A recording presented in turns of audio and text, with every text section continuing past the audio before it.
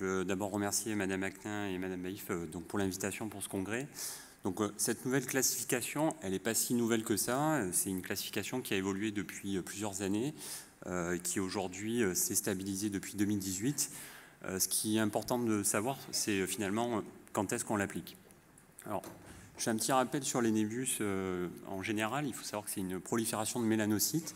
Soit ça se fait durant l'enfance et à l'âge adulte, et donc ça sera localisé à l'endroit où ça apparaît, généralement sur la peau, et donc ça peut également apparaître dans l'œil. Mais on a également des anomalies de migration des cellules qui sont précurseurs des mélanocytes qu'on appelle les mélanoblastes pendant l'embryogénèse, et qui va donner cette fois-ci des anomalies de migration, et donc un amas de mélanocytes dans les tissus, notamment les tissus oculaires. Et donc on appelle ça les mélanocytoses oculaires ou oculocutanées, que vous connaissez sous le nom de névus d'Autun. C'est important de connaître un petit peu ces formes particulières qui sont un peu en dehors de cette classification qui est connue, puisqu'on va raisonner de façon différente par rapport à leur présence ou à leur absence. Vous avez ici l'exemple d'une forme oculaire où vous allez avoir une hétérochromie avec un iris plus pigmenté du côté de cette mélanocytose, qui va se retrouver également au niveau de la choroïde et qui de suite va classer différemment un névus si on le voit au niveau du fond d'œil, si on a cette mélanocytose que si on ne l'a pas. On a également ces mélanocytoses qui peuvent avoir donc des expressions phénotypiques qui varient suivant les personnes, avec des fois des formes beaucoup plus profuses qu'on voit même sur la peau, et cette pigmentation bleutée sclérale qui généralement va attirer notre attention si la personne est mélanoderme et qu'elle a déjà des iris de pigmentation plutôt foncés. Donc pourquoi ça a son importance par rapport à cette classification? C'est que cette classification dont on va parler après, elle s'applique au cas général. Dans le cas de ces mélanocytoses oculaires qui sont congénitales, on va avoir tout de suite un risque augmenté de transformation de ces névis en mélanome. Vous voyez qu'un névus choroïdien, dans un cas général, on dit qu'il y a un risque de transformation annuelle de 1 pour 8845. Si on est dans un cas de mélanocytose oculaire ou oculocutanée, on augmente le risque relatif de fois 35, et on a même un risque majoré de métastase chez ces patients.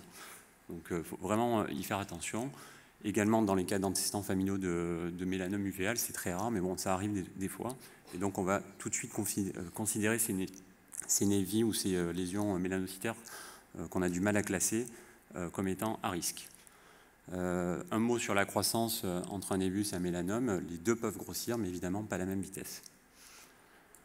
Donc toute la difficulté pour vous sera lorsque vous avez des petites lésions qui sont présentes au fond d'œil et qui peuvent s'apparenter à des névis, savoir est-ce que ce sont vraiment des névis, est-ce que ça peut être des petits mélanomes, et donc avoir en tête cette présence ou pas de mélanocytose oculaire congénitale. Donc aujourd'hui, cette classification, en tout cas au niveau des lésions mélanocytaires en 2024, on va distinguer un névus qui est vraiment une tumeur bénigne mélanocytaire d'un mélanome. Et entre les deux, on ne sait pas trop ce que c'est, donc on parlera dans le cas nosologique de tumeur mélanocytaire indéterminée. Bon, c'est juste le nouveau terme pour dire c'est un névus suspect ou une tumeur à potentiel évolutif. C'est finalement la même chose. Donc un névus choroïdien, c'est une lésion de petite taille qu'on détecte à l'âge adulte. Alors on pense que c'est congénital, mais bien sûr on n'en a pas la preuve. Et ça concerne quand même jusqu'à 7% d'un adulte caucasien de plus de 50 ans. C'est des petites tumeurs qui généralement vont faire moins de 2 mm d'épaisseur, hein, donc on va les voir au fond d'œil, et puis si on a la possibilité de faire ne serait-ce qu'un OCT au pôle postérieur, on verra que c'est assez plan, et donc tout de suite ça va nous rassurer. Et des diamètres généralement en rétinophoto qui font moins de 5 mm, donc finalement des lésions où on n'est pas très inquiet d'emblée. On profitera quand même de faire une photographie. On a de temps en temps des signes de chronicité qui peuvent nous dire que cette lésion est là depuis longtemps.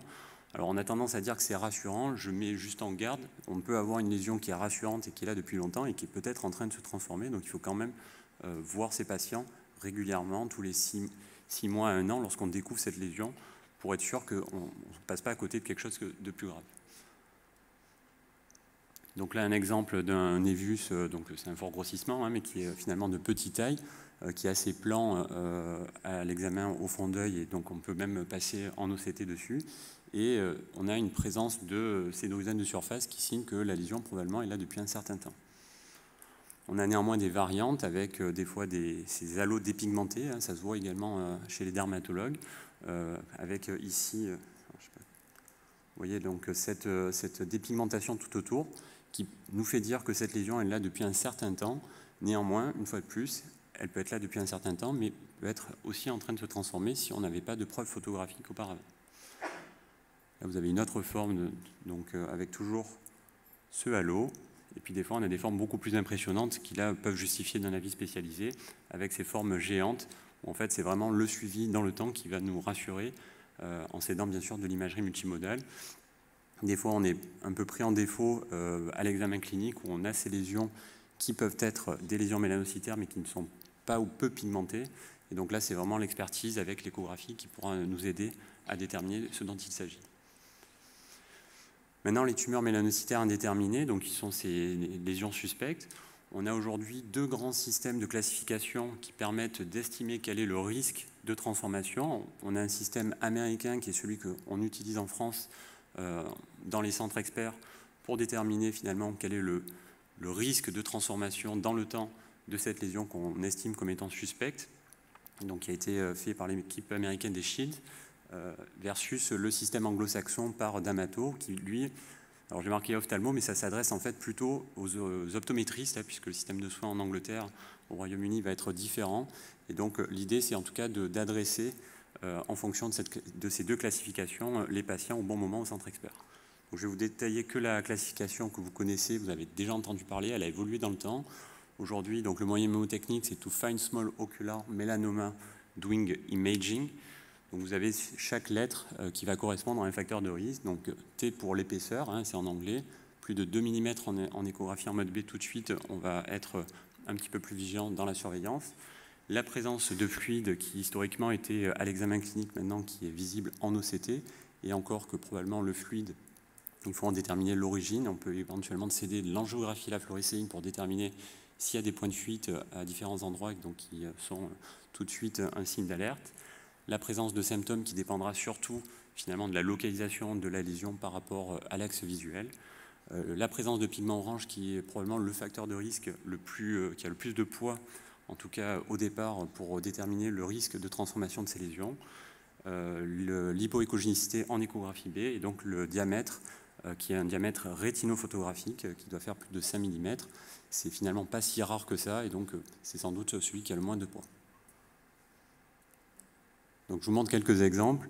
Vous avez ici donc une lésion qui est de localisation postérieure. Vous voyez très bien ce pigment orange qu'on va voir beaucoup plus facilement en autofluorescence, avec une présence de fluide sous-rétinien donc, qui va expliquer l'apparition de symptômes.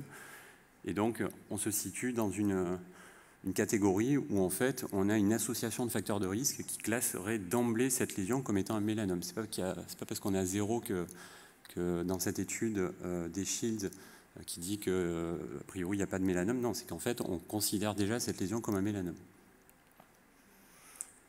Ici une lésion un petit peu de plus grande taille, donc qui fait plus de 5 mm de diamètre. Il y a du pigment orange, hein, on le devine ici.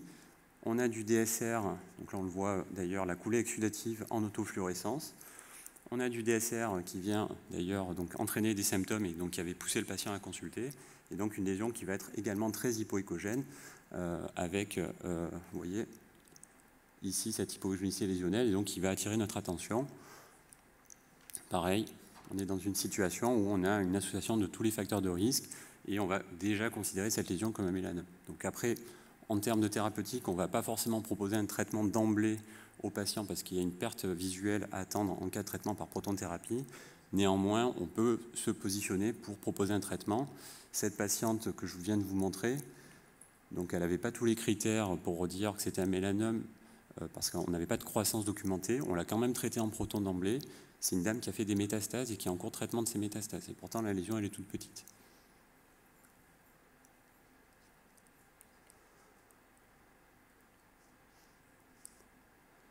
Donc ce risque de croissance, comment on l'évalue? On va l'évaluer en fonction des facteurs de risque. Il faut considérer que chaque facteur de risque va apporter à peu près 10% de transformation dans les 5 ans à venir. Mais en fait, chaque facteur de risque n'a pas le même poids. Hein. C'est ce que je vous disais, le pigment orange, lorsqu'il est présent en tant que seul facteur de risque, transforme tout de suite ce risque d'évolution à plus de 37% à 5 ans vers un mélanome.